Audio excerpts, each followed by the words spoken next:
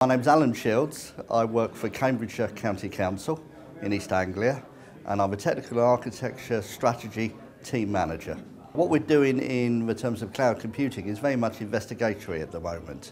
We're looking at what opportunities cloud computing could give us and what aspects would give us an advantage in both the services we give to the public and obviously in reduction of costs, because public sector is quite revenue poor at the moment.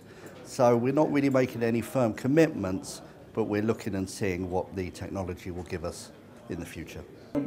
In Cambridgeshire County Council, we use a lot of Microsoft products, and therefore any cloud computing seminar that involved their Azure product or platform was of interest to us because it would integrate within services that we run on-premise at the County Council. So we were just generally interested in what people were going to say at this event.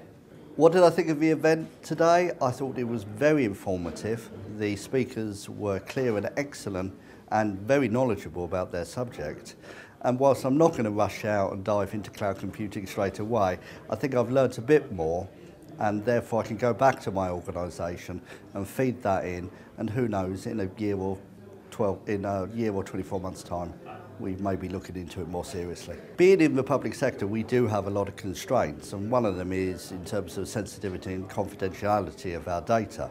And we're at impact level 2, which is a technical term for confidential and sensitive information.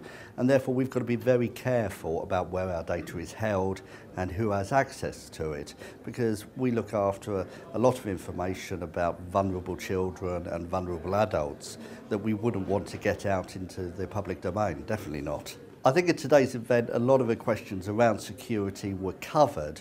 I'm not 100% certain they were all answered, because I think it's a very complex issue, depending about data sovereignty, where the data is held, who has access to it.